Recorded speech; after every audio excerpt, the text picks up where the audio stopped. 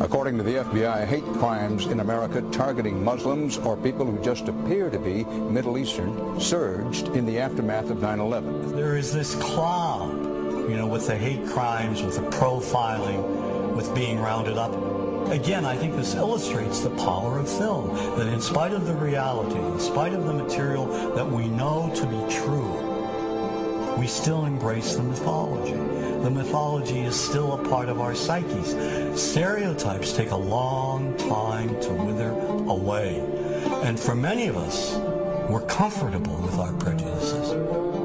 We don't want to change. We've grown accustomed to this face.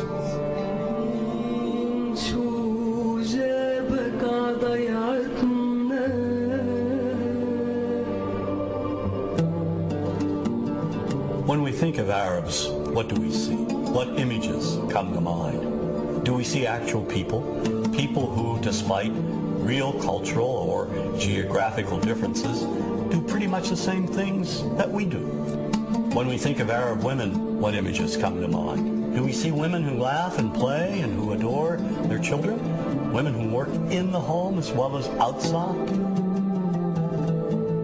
Would it come as a surprise to know that in many Arab countries, a majority of college students are actually women? What's our immediate image of Arab men? Do we see loving fathers?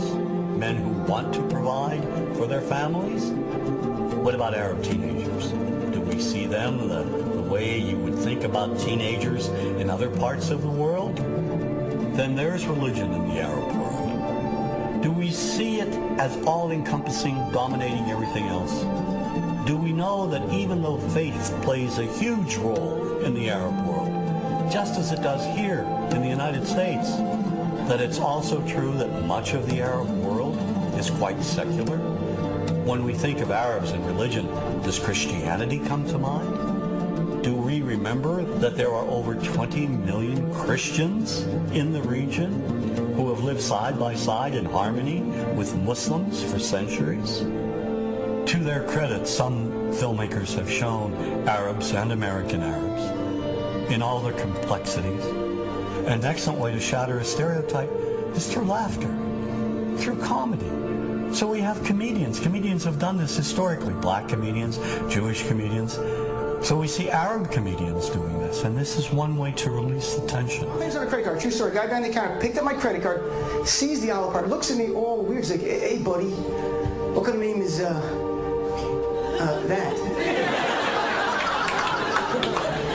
I'm like, well, sir, it's an Arabic name. He goes, what does this mean? So I'm like, well, translate it to English. It means peaceful, friendly Arab. But he's not happy because, what Arab country is your family from? So I tried the most peaceful, popular one that he would like. So I'm like, we're from the same Arab country that Aladdin is from. To his credit, Michael Moore in Fahrenheit 9/11 in the DVD includes a scene with this comedy coming out. My name really is Ahmed, and I can't fly anywhere. All you white people have it easy. You guys get to the airport like an hour, 2 hours before your flight. It takes me a month and a half.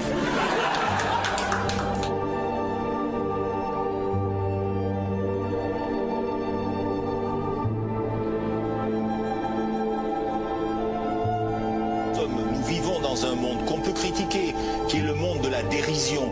Vous le savez bien, et dans les médias, je dirais le monde de la dérision, on se moque de tout. Le fait que ça se fasse me satisfait.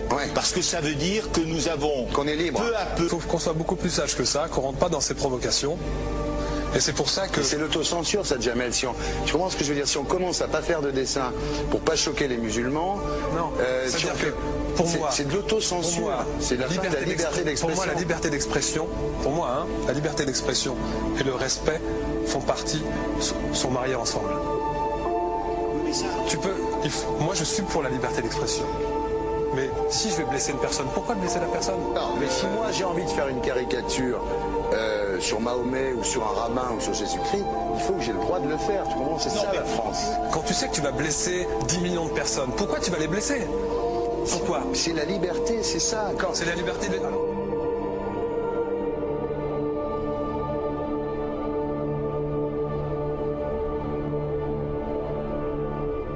Non, mais seul. Vous pensez pas que c'était à vous de vous excuser, non? En disant le sketch n'était pas très drôle, je suis désolé si j'ai blessé des gens, voilà, excusez-moi, voilà, c'est une connerie. C'est mon travail. Mais vous referiez pas le même sketch quand même? Mais le spectacle que je fais reprend en grande partie les lignes de ce sketch.